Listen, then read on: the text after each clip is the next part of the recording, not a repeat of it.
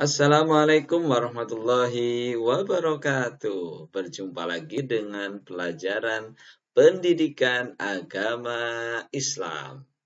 Sekolah dasar kelas 4 kurikulum merdeka. Anak-anak semuanya yang soleh dan solehah, pada kesempatan kali ini kita akan bersama-sama belajar dengan tema menyambut usia balik. Tapi sebelum itu, yuk kita berdoa dulu. A'udzu billahi minasy syaithanir rajim.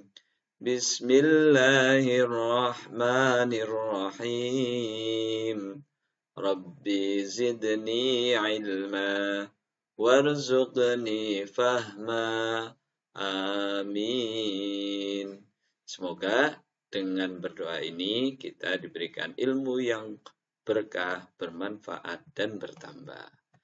Anak-anak semuanya, pastinya kita tahu ya bahwa yang namanya kehidupan itu terus bertumbuh. Coba anak-anak perhatikan, kira-kira anak-anak berada di level atau di kelompok nomor berapa? Oke, bisa jadi di nomor 2 atau sebut saja anak-anak sudah berada di nomor 3 ya.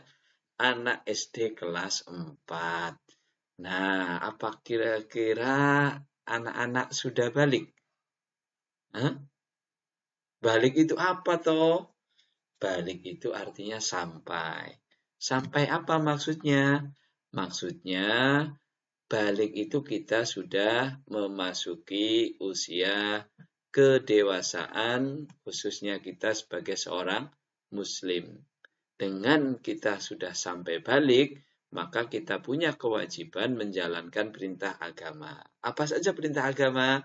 Banyak sekali. Salah satunya adalah sholat. Lalu anak-anak tahu nggak tanda-tanda balik? Kalau belum tahu, yuk dilihat apa saja tanda-tanda balik itu. Yang pertama, yang laki-laki dulu ya. Ciri utamanya balik itu adalah mimpi basah. Atau sudah ada anak yang usianya 12 tahunan, sekitar kelas 6 itu ya, ada yang sudah balik. Apakah semuanya sama usia balik itu? Tidak sama. Yang penting yang anak-anak perhatikan adalah mimpi basahnya saja. Tidak usah memikirkan usianya berapa. Kalau sudah mimpi basah, meskipun usianya sebelum 12 atau setelah 12, maka anak-anak sudah balik, sudah sampai. Apakah ada hubungannya balik dengan sunat atau khitan?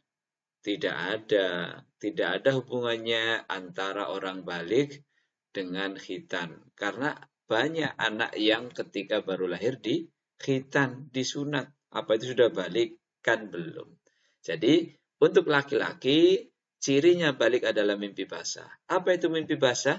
Mimpi basah yang namanya mimpi pasti dalam keadaan tidur. Jadi mimpi basah itu adalah peristiwa yang dialami oleh semua laki-laki.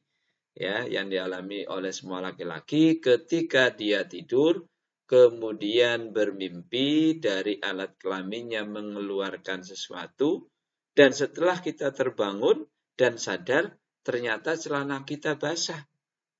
Dan ingat, basahnya bukan bau pesing. Kalau itu namanya pipis atau ngompol. Dan mimpi basah ini mengeluarkan cairan dari alat kelamin anak-anak ya. Bukan air kencing, tapi yang namanya air sperma. Dan itu dinamakan mimpi basah. Apakah mimpi basah hanya terjadi satu kali? Tidak. Selama kita hidup, kita akan mengalami mimpi basah. Yang itu kita tidak bisa menentukan. Karena itu adalah peristiwa yang Allah berikan kepada kita semuanya. Jadi kalau anak-anak mimpi basah pertama kali, maka itu tandanya anak-anak sudah balik.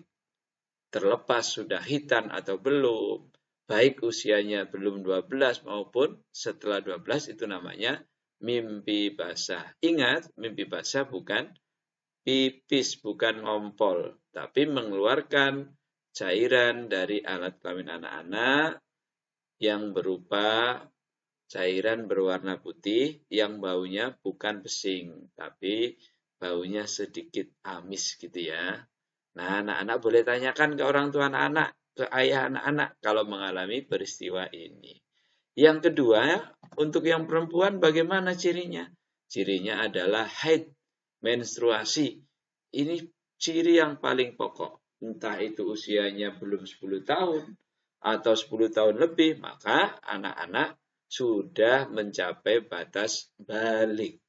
Kalau anak-anak perempuan mengalami menstruasi, mengeluarkan darah dari alat kelaminnya, jangan takut.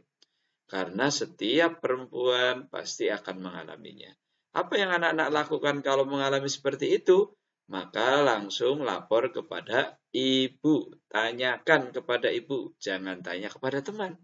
Karena temannya juga belum tentu paham. Kemudian tanda balik menurut ilmu biologi itu apa?